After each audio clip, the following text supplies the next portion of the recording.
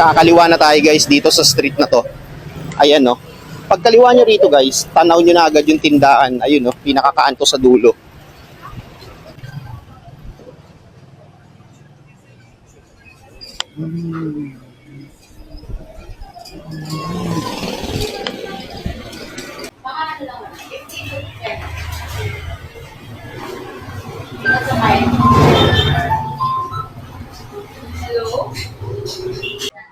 Okay guys, back to the vlog. So ito yung nabili natin guys. Chicken biryani. So nakalabas na tayo finally. Bagong luto yan guys.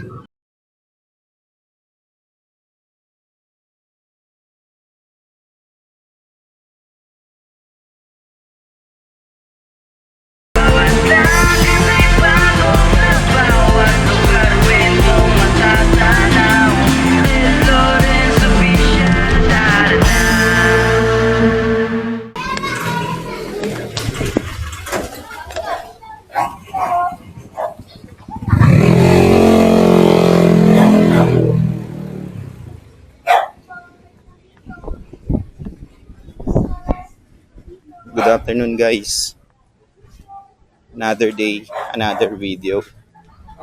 Papunta tayo guys ngayon sa palengke ng Pembo. Samahan nyo ako. Maghanap tayo ng kakainin natin ngayong alas 5 ng hapon. Dami mga dumadaan dito.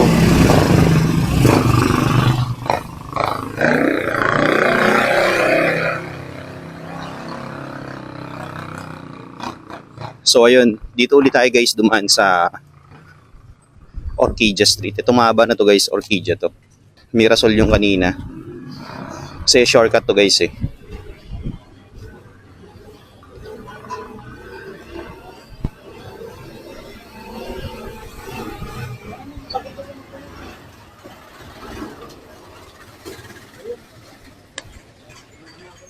Ang bibilin nga pala natin guys ngayon ay chicken biryani. You heard it right. Chicken biryani tayo ngayon guys. Samahan nyo ako. Doon tayo bibili sa may palengke ng Pembo. May nagtitinda kasi doon guys ng biryani. So pang fourth time na bibili tayo doon ngayon. Yung una hindi natin na videoan.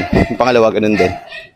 So ngayon yung fourth time na bibidyoan natin siya. Para makita nyo kung saan yung tindahan. Nakatago yung tindahan na yun guys. Samahan nyo ako. Puntaan natin yung tindahan ng chicken biryani. Sana bukas na. Kasi ano na eh, alas 5 ng hapon.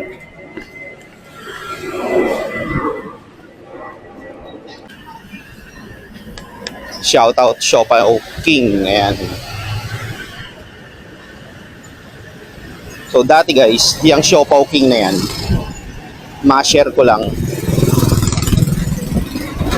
Pinipilaan yan ng sobrang haba ng mga tao. Kasi ang sarap ng ano dyan guys, yung fried pancit nila, fried canton. Try natin bumili mamaya. Pakita ko sa inyo. Tsaka yung fried siomai nila. Sarap, sarap dyan. Ilang beses na rin kami nakabili dyan.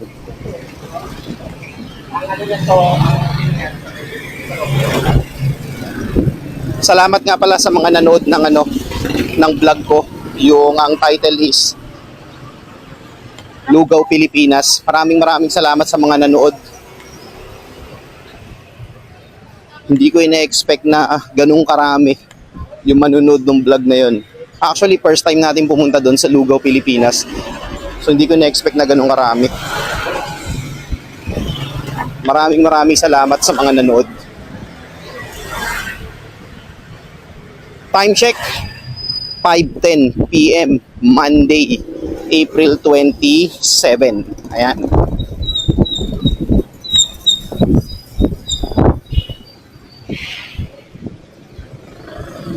Mainit pero mahangin siya, kaya okay lang.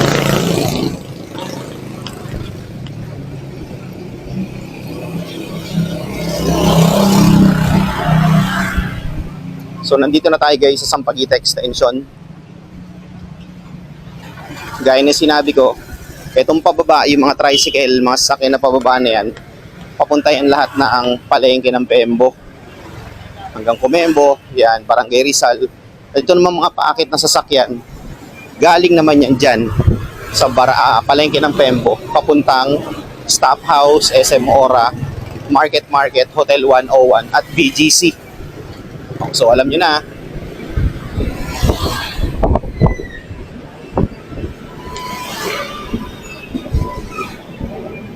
Itong kanan na to guys, itong street na pagkaanan na to, ayan.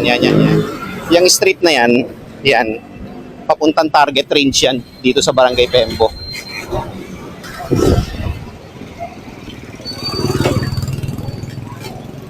So hindi ko na puputulin tong vlog natin guys, para makita nyo kung saan kami bumibili ng napakasarap na chicken biryani.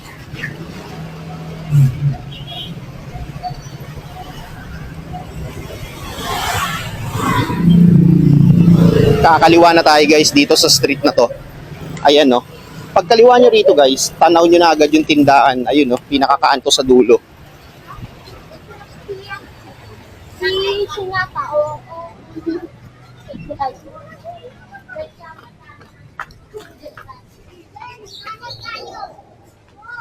Ayun siya guys oh, ang nakalagay Kabayan Biryani.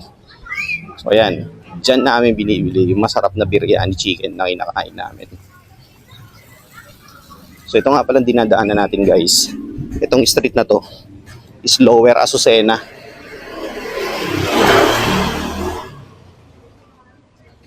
Lower Azucena to guys.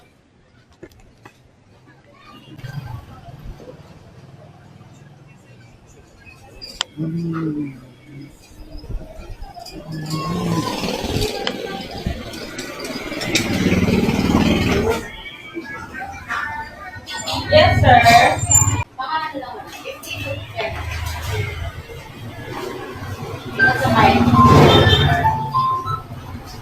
Hello?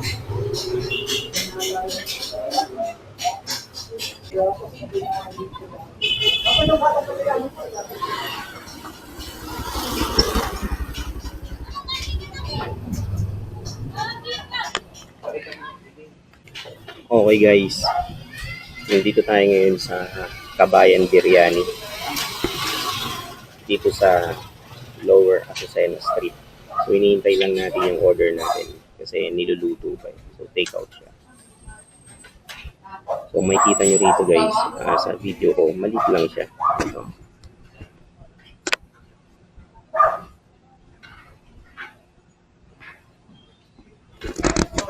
So sobrang liit lang guys nung store nila rito. Pero dinudulog to ng tao guys pagdating ng gabi. Kung makikita nyo sa likod ko, yan. So yung daanan na yun guys, Lower Azucena yun. Hinihintay lang natin kasi niluluto pa. Few moments later. Okay guys, back to the vlog. So ito yung nabili natin guys, chicken biryani. So nakalabas na tayo finally. Bagong luto yan guys. Tapos kainin natin sa bahay later. And then bigay natin yung review. Yung honest review natin. Again, dito lang yan guys sa Lower Azucena Street. So ito yan. May kita nyo yan dyan pagpasok nyo. Ayun o, Kabayan Biryani. Kantong-kanto. Kung dito kayo manggagaling sa Sampaguita Street. So kung manggagaling kayo ng palengke, left side, kanan kayo rito sa may Lower Azucena. Kung magagaling naman kayo ng pababa naman kayo market, kaliwa. So ang landmark niya guys is eto. Yan, Jampong Barbecue. Ito nakasara sa harap. Tsaka itong tindahan ng Mango Hey Hey na milk tea. Ayan o. So yun yung landmark niya guys ha. Jampong Barbecue, Mango Hey Hey. Katapat niyan, Lower Azucena. Ayan. So uwi na tayo guys. Nakabili na tayo ng chicken biryani. Nag-crave kami.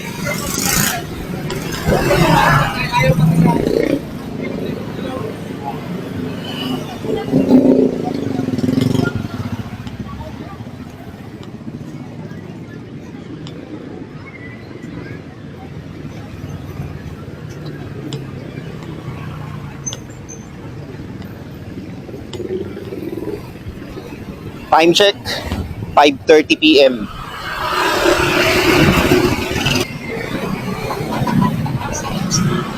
Kita-kits na lang tayo sa bahay, guys. Off muna tong pocket camera ko.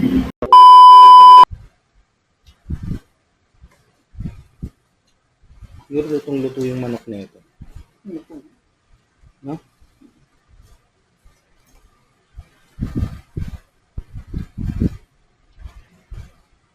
Tumulong ako po. Ha? Ako?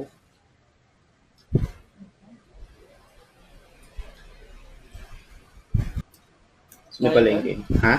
Paano to? Cactus. Ah, okay. Akala ko sa tabs. Cactus, ay layo nung cactus. Layo naman pala. Tama. Hindi ko ah. Paano yun yung may COVID po?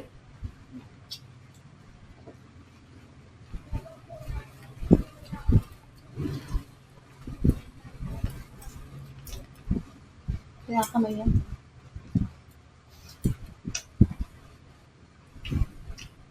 Grabe no? Ang dami. Kaya pala doon sa kainan sa biryanian doon sa Kabayan, katabi ng lamesa ng kainan, ano, hugasan ng kamay. Oo, kasi diba? Sa India ganun. Nakakamay nila. Kasi nga daw, yun doon malala, yung lakang ano. Malasa ba?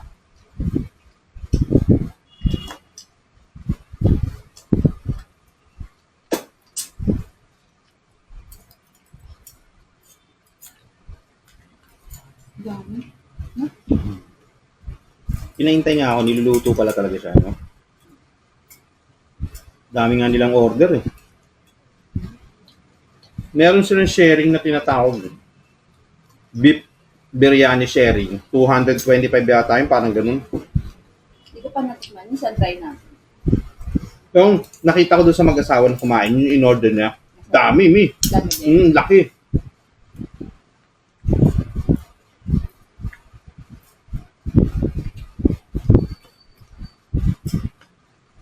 Puro sila delivery.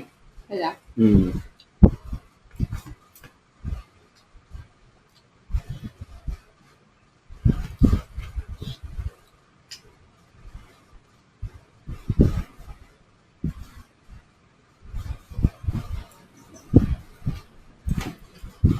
Dami.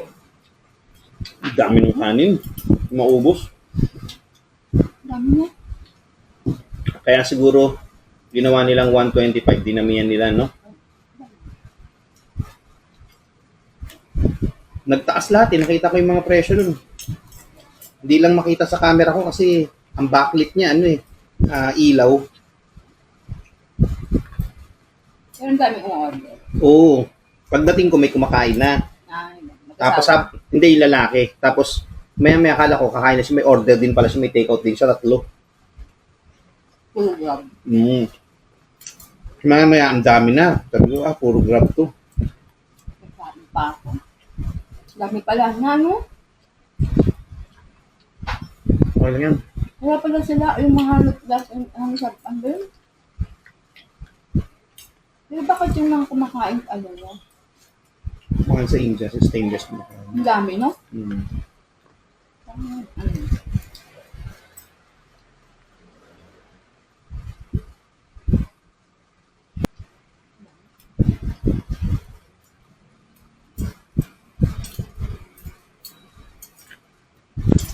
Siguro yung asawa ng babae kayo dumating. Yun yung Indian national. Sabi tapos tapos din. Pakistani. No, baka yun. Kasi pare-pares naman sila ng pagkain. Indian, Pakistan, Nepal, tapos Bangladesh. Pare-pareho silang pagkain yan. Hindi kahit sa Middle East. Diba? Message mo yung kapatid mo, Ken. Nanay mo, sa side ng nanay mo. Ano mo na eh? Ano mas bulaga din eh? Ha?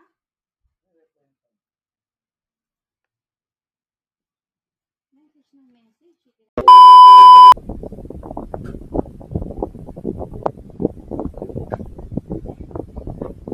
Okay guys, back vlog.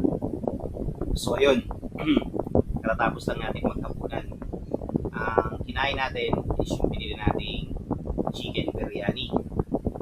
So ayun, panoorin nyo sa vlog ko rito kung saan ko siya pinili. And then, so maliit na street lang siya guys. Nakatago yung lugar, so panoorin nyo na lang dito. So quick review lang to and then feedback dun sa kinain natin na chicken biryani. Okay? So in terms of chicken biryani guys, so napakalambot ng chicken niya. So kuwang-kuwa yung lasa ng Indian cuisine. Ayan. So yung biryani rice, sobrang sarap. Kuwang-kuwa niya talaga yung lasa ng ng Indian or ng Pakistan or kung saan man na nag-cater ng biryani. So ayun, yung sauce niya na yogurt ba yun or parang mayonnaise, and then yung dinurog na spices pa yun na parang tomato something, basta yun, thumbs up. And then yung biryani rice niya, sobrang ang dami. So makikita nyo rito guys sa video na to. Hindi ko siya naubos totally kasi ang dami. Pero yung chicken niya guys, yung leg part niya, leg kasi napunta sa akin. Pag inano mo yung laman niya, talagang humihiwalay siya sa puto niya. So sobrang sarap. So in terms naman dun guys sa area niya, so sobrang lang guys, maliit yung space niya. So hindi siya spacious na sobrang laki, maliit lang siya. So yung kainan niya guys nasa labas, may along street, dun yung kainan niya. Pero meron din dun sa loob.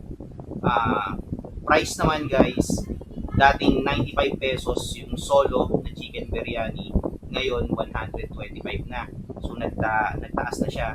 Even yung iba guys, nagtaas ng price. Cleanliness, napansin ko dun sa area nila, mas malinis naman. So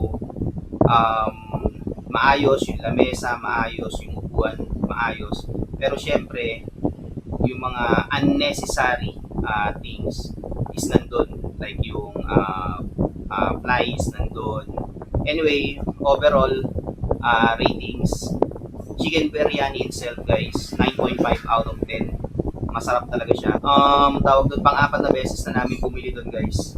Yung first 3 is hindi ako nakapag-video, so nagpunta lang kami ron, bumili lang kami ron. And then ito lang yung pang-apat na bili ko, na nadala ko yung pocket camera ko para ipakita sa inyo yung area, para at least kung sakaling plan yung pumunta or ma-experience kumain ng Indian cuisine, Pakistan cuisine, or Bangladesh cuisine, anong bansa man yan na nagsiserve tsaka nag-cater ng biryani guys, eto yun. So Kabayan Biryani, shout out, 9.5 out of 10. Ayan yung ratings sa overall guys, cleanliness, area, pagkain, ayan. So guys, itong binibigay kong honest review is based on my opinion at based on my experience. So nasa inyo pa rin yan kung ano yung ratings at review na ibibigay nyo once na napasyal kayo sa Kabayan Biryani dito sa Lower Azucena. So ililink ko sa description box yung FB page lang kung meron, or yung address, para at least kung gusto nyo ma-experience, matikman yung biryani, na authentic na biryani guys, mapupunta nyo. Okay? Again guys, kita-kits tayo sa susunod na food trip, food vlog natin. Ikot tayo rito sa Barangay Pembo or kung saan man, samahan nyo ako. Okay? Hanggang sa susunod guys, peace out.